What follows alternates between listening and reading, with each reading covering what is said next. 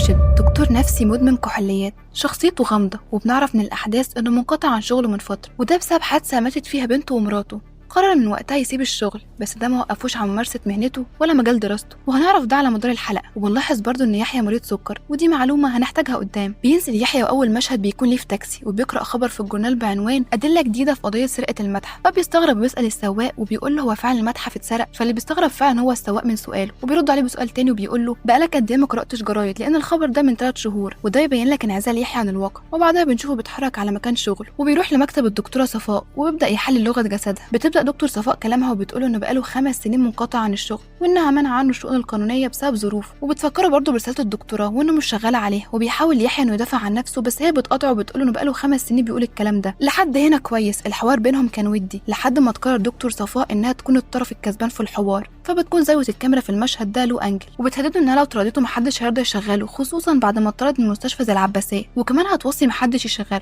فبيوافق يحيى على العرض بتاعه، وبنلاحظ ان ملامح دكتور صفاء رجعت طبيعيه تاني، ورجعت تتكلم بتون صوت اوطى. بعدها بترشح له اماكن مستحيل يوافق يروح يشتغل فيها، عشان لما تقول له على الاختيار التاني ما يبقاش قدامه فرصه انه يرفض ويضطر يوافق. والمكان ده بيكون 8 غرب، سجن فيه اخطر المجرمين. وبنعرف من خلال حوار اللي دار بينهم ان موضوع رساله يحيى هو التحليل النفسي عن طريق لغه الجسد. بيتحرك يحيى من المستشفى على سجن 8 غرب، وبيقابل هناك دكتور سامح زيدان، واللي كان نفس دفعه يحيى، وكمان اشتغلوا فتره في نفس المكان. وبنعرف من الاحداث ان يحيى كان اشطر منه في الشغل، وده كان سبب غيرة سامح من يحيى. ده غير انه كان بيحب مرات يحيى زمان قبل ما يتجوزوا، لانها كانت بتشتغل معاهم، بس هي اختارت يحيى ورفضت سامح. يحيى انفصل عن شغله، بس ده ما يمنعش انه يمارسه في حياته الشخصيه. وبنشوف ده في مشهد البوكو، لما واحد من اللي قاعدين كان بيحور واستفز يحيى وقال له ايه تحيلك للكلام ده، ولا انت نسيت شغلك؟ بيوصل ليحيى على البيت جواب فيه رسمة غريبة مش بيفهمها، وبيرميها ومش بيديها أي اهتمام. بعدها بنشوف يحيى في مشهد بيصحى مخضوض، وبيشوف شخص ملامح وشه مش باينة ومعاه كلب. بيقوم يحيى عشان يتأكد من اللي شافه، بس للأسف مش بيلاقي حاجة. بس أنا عايزاك تفتكر الكلب والشخص ده عشان دول أساس القصة، وهنفهم دورهم قدام. في المشهد اللي بعده بيروح يحيى على شغله، وبيقابل عم سيد وبيقول له عم سيد، ازيك يا راجل طيب؟ هو عارف انك هترجع، مكتوب نتقابل عند الشجرة. بعدها بنشوف يحيى يبدأ الشغل، وبيختار قضية عشان يشتغل عليها. فبيختار قضية شريف الكردي، واللي بنعرف من خلال الأحداث إنه كان معاه في الكلية، بس كان أكبر منه ب5 سنين، ومع ذلك كانوا صحاب. وإن يحيى كان عايز يتجوز أخته، بس شريف كان رافض. في أول جلسة لشريف مع يحيى بيبدأ يعرف نفسه ويفكره بحاجات من أيام الكلية، ولكن شريف مش بيدي أي استجابة. وبنحس من ملامح وشه إنه تايه أو مش في وعيه، ولما بيتكلم بيقول له فبيقول له يحيى ان هيخليهم يزودوا الملح. ودي مش جمله عبثيه اتحطت وخلاص، ولا عشان يدي مطعم السجن ريت 5 نجوم، لا، دي تفصيله مهمه هنحتاجها في احداث لسه قدام. وبيرجع شريف يسكت تاني، فبيقول له يحيى ان لو مش هيقدر يتكلم ممكن يرسم، وبيديله قلم. وبيكتب شريف ارقام غريبه زي 40 11 0 219، وبيساله يحيى عن الارقام. ولما بيحاول شريف يتكلم بيستفرغ وبيفقد الوعي. بيبدا يحيى يجمع معلومات عن القضيه، وبيعرف ان شريف اعتدى على مراته وتسبب في جرح في رجلها، واقواله كلها وقت التحقيق كانت متضاربه، زي انه قال انه قتلها، وقال برضه ان حد تاني اللي قتلها. في الجلسه الثانيه لشريف اخيرا بيتكلم، وبيقول ليحيى ما قتلتش. وبيسأله يحيى عن القاتل، فبيقوله اللي قاعد جنبك ده، وما بيكونش موجود غيرهم في المكان. وبيفضل يحيى يسأل شريف ومفيش أي فايدة، فبيتعصب عليه وبيقوله إنه دكتور وفاهم إن اللجنة مستحيل تصدقه. وبيبدأ يعصبه ويعرض عليه الصور علشان يشوف رد فعله، لحد ما بيوقف عند حصان وبيقول له بحر. وللمرة التانية بيديله قلم وبيكتب نفس الأرقام اللي كتبها في الجلسة الأولى. وبتوصل بعدها اللجنة عشان يقيموا حالة شريف، وبيكون رد فعل شريف على كل الأسئلة السكوت ما عدا سؤال واحد، ولما بيجاوب بيرد بإجابة غير منطقية. وبيسأله واحد من اللجنة عن عددهم، فبيقول له 6. لا، احنا 5.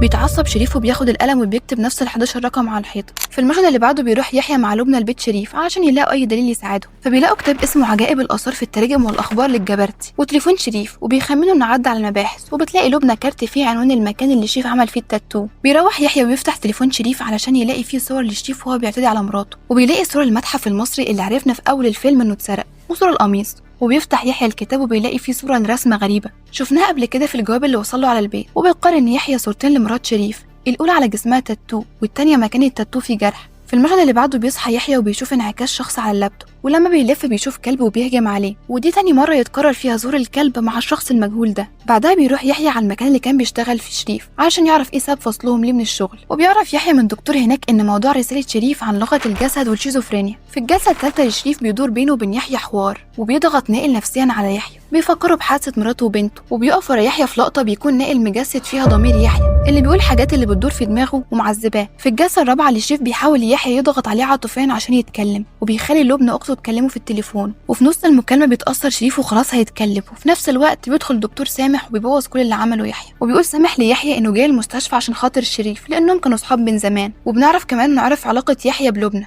بس يحيى بينكر كل ده، وبيهدده سامح انه امانة الصحة لو عرفت مش هتسكت، وبيشتد بينهم الحوار، وبيقول له يحيى انه عمره ما نسي انها كانت مراته، وهنا كان القصد على مرات يحيى. وبيسأله سامح وبيقول له انا مش عارف ازاي هيمشي طار واحد زيك، كنوع من انواع الاستهزاء. فبيرد عليه يحيى وبيقول له بسألها، بس سامح بيستفزه وبيقول له انه مش هيسألها وهيسأل بنته، وهنا كان بيرمي على الحدس، فبيتعصب يحيى وبيضربه. بعدها بيجي مكالمة على تليفون شريف، وبيرد يحيى بيلاقي شريف بيكلمه وبيقول له ايه ده؟ نسيت صوتي؟ أنا مش شريف، ده تليفوني. انا عارف انك مش شريف. تصدق زعلتني. مين بيتكلم؟ انما شفت بسمة كانت جميلة ازاي في الصور مع صاحبك؟ لا ما تتنسيش. الو. مش عارف اللي بتتكلم عليه. طب ما دي كده. الو. أنا ما بكتبش. انا مش لسه قايل لك مفيش بني ادم ما بيكتبش. شريف. بيتحرك يحيى ويروح على المستشفى علشان يشوف شريف، وبيدور بينهم حوار، وفي لحظة بيسكت شريف وبيلاقي يحيى دم على الأرض، وبيكشف الستارة علشان يلاقي شريف منتحر. بعدها بيزور يحيى شريف في المستشفى وبيلمس الوشم اللي على راسه، فبتيجي لشريف نوبة زي نوبات الصرع، وبعدها بيصفر الجهاز اللي بيقيس نبضات القلب، وفجأة بيتكلم وبيقول ليحيى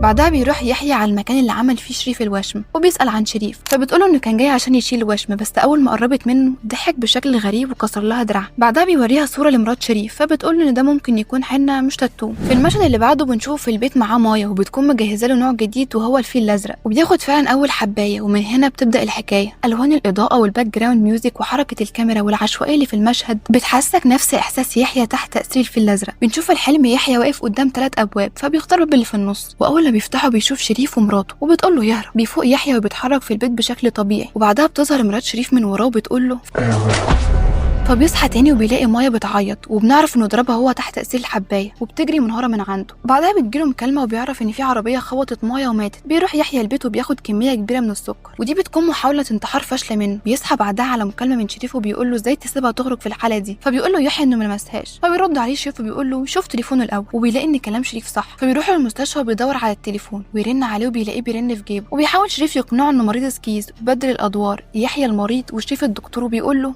تعالى نتفق على حاجة. لو سبتني اعمل لك جلسة واطمن عليك هجاوبك على كل اللي انت عاوزه. كله. اتفقنا؟ في نفس المشهد بيقول شريف ليحيى قميص المأمون في الشقة، وبيروح شقة شريف فعلا وبيلاقي القميص، وبيلاقي عليه الأرقام اللي شريف بيكتبها كل مرة. بعدها بيروح يحيى لغرفة العزل اللي فيها شريف، وبيسيب هناك جهاز تسجيل، وبعدها بياخد يحيى الحباية التانية من الفيل الأزرق، وبعدها بيشوف عم سيد وبيقول له مكتوب نتقابل عند الشجرة. ويشوف من الشباك حصان لونه أزرق، وبعدها بيسمع يحيى همس باسمه، وبيفضل ماشي ورا الصوت لحد ما يوصل لمصدره، وبيتجرح يحيى في الحلم، وبيصحى يلاقي نفسه مجروح في الحقيقة. وبعدها بيروح غرفة عزل شريف وبيقول له شفت بحر؟ كان اسمه بحر. ولما نربط الأحداث، الحصان اللي شافه في الجلسة التانية وقال له بحر وده كان اسمه، شريف ما كانش بيهزر، أو خلينا نقول وقتها نائل ما كانش بيهزر. وبيستغرب يحيى ازاي بيعرف الحاجات دي، وبيسأل نائل عن القميص وبيعرفه إنه لازم يحرق، وبيدور بينهم حوار، وبيسأله يحيى ازاي بيدخل أحلامه، فبيقول له نائل إن هو اللي بيدخل العالم بتاعه، وبيطلب منه تاني إنه يحرق القميص. بيرفض يحيى وبيتعصب عليه نائل وبيقول له ما أحضرتش القميص هتتمنى الموت ولن تنالوا بشرف. بعدها بنشوف يحيى في البيت بيسمع التسجيلات بين شريف وسامح، وبيعترف شريف ان فعلا هو اللي قتلها، وان يحيى اتفق معاه علشان يمثل انه مريض، وبيقنع سامح ان يحيى مريض وانه بيعمل كل ده غصب عنه. بعدها بنشوف يحيى مع الدكتوره اللي شفناها في اول الفيلم، والدكتور من اللجنه اللي كانت بتفحص حاله شريف، وبيسالوه عن علاقته بشريف، وانه لما ساله قبل كده عن علاقته بيه انكر. ونشوف في اخر المشهد انهم مش مصدقين يحيى، وبتقرر الدكتوره صفاء انها تنقله لمكان شغل تاني وما يكونش في ضغط عليه. بعدها بيقرر يحيى يلبس القميص وياخد حبايه من الفيل الازرق عشان يحل باقي اللغز، وبيكون سايب كاميرا تصور عشان يشوف رد فعله تحت تاثير الحبايه. واول حاجه بيشوفها بتكون مراته وبنته، وبعدها ست مشنوقه، وبيشوف شريف ونفس تفاصيل حياته بس في عصر تاني، وبتكون حكايه المأمون نفس حكايه شريف. واول ما بيقرب المأمون من مراته بيبدا يظهر الوشم على جسمه، وبيظهر عم سيد وبيقول له: منها لله اللي دقت الوشمة على حريمك، قلبت لها نكاح سفلي، يشم الطلسم ولو في آخر الأرض، يجسد نفسه في صورة كلب اسود يلبسك ويغيبك كما الميت، يجامع حريمك بجسمك دون أن تدري. ماي كانت إنذار لأجل ما تبتعد. نايل اسمه على اسم جده إبليس في الملكوت. بعدها بيصحى بيلاقي الكاميرا ما صورتش حاجه، وبيفتح الكتاب اللي سرقه شريف وبيلاقي فيه تفاصيل كامله عن اللي شافه في الحلم. بعدها بيروح يحيى على المكان اللي بيشوف فيه عم سيد كل مره، وبيعرف من الدكتور اللي هناك ان عم سيد مات من 4 سنين. بعدها بيربط الاحداث ببعض لما شاف في الحلم الست اللي كانت بتعمل الوشم لمرات المأمون، وبيروح على المكان اللي شريف كان بيشيل فيه الوشم، وبيسأل اذا كانت تعرف مرات شريف، فبتنكر. وبعدين في الاخر بتعترف ان التاتو ده كان عليه عمل، وانها بتعمله على طول وبتعدي، بتعمل الوشم للبنت وبتقرأ عزيم على كلب، وبعدها باسبوع بتسمه. بس في حاله نسمه الموضوع كان مختلف، لان الكلب مات لوحده، فهي فكرت ان العزيمه اتحلت. ولكن الحاضر لبسمه كان مختلف. اتعلم يحيى علم الاوفاء، وكل حرف ليه رقم، معنى الكلمه بيبقى فيه لما يتحول لارقام وتتكتب في مربعات، الوفق بيكتسب قوه. وعرف ان الارقام اللي كانت مكتوبه على القميص كانت حمايه من نائل، وترجمتها اسم الله المانع. وهنا عرفنا ليه نائل كان بيطلب من يحيى انه يحرق القميص. في المشهد اللي بعده بيروح يحيى لشريف غرفه العزل، وبيبدا يكتب ارقام الحمايه. في الوقت ده نائل بيدخل دماغ يحيى وبيخليه يشوف الحاجات اللي بيشوفها في احلامه، وبيطلب منه يحيى يخرج من دماغه. فبيقول له: ده بدل ما تشكرني اني بحرك من خيالاتك وبقول الكلام اللي مش عارف تقوله. في لحظه بيتحول نائل وبيقول كلام مش مفهوم، وبيختفي الوشم اللي على جسم شريف، والمفروض دي تكون النهايه السعيده، خصوصا ان يحيى اتجوز لبنى. بس فضول يحيى كان ليه راي تاني. مروان حامد قدر انه يصور العالم الاخر بطريقه مثيره للاهتمام عن طريق دمج الرمزيات بالواقع، زي مثلا الحصان والجرافيكس اللي اتوظفت بشكل مقنع جدا في مشاهد الهلوسه. ده غير المشاهد اللي كان بيظهر نائل فيها مجسد لقوه خارقه باسلوب بصري قدر يعكس حاله الفوضى، والسرد البصري اللي استخدمه المخرج عن طريق خلق توتر ولما تنوع في التنقل ما بين الواقع والخيال. ده غير الاسلوب الغير خطي اللي استخدمه في عرض المشاهد، يعني مشهد فلاش باك بعده مشهد هلوسه وفي النص مشهد واقعي يربك المشاهد ويعكس حاله يحيى النفسيه عليه. خليني برضو اكلمك عن شويه رمزيات في الفيلم. نائل مش بس كان بيمثل الشر والقوى الخفيه، ده كان كمان بيجسد ضمير الانسان، وده شفناه في مشهد بين جلسات يحيى مع شريف. والفيل الازرق مش مجرد مخدر كان بياخده يحيى علشان يهرب من حياته، ده كان بوابه للعقل الباطن عشان يجسد كل مشاعره واحداث حياته في احلام. والوشم اللي كان على جسم شريف ده اكبر دليل على فقدانه السيطره على نفسه، وانه اصبح اداه تحت تصرف قوه اعلى منه، والمقصود بيها نائل. وما تنساش لو حابب ان انا نحللك فيلم معين انك تكتب اسمه في الكومنتات.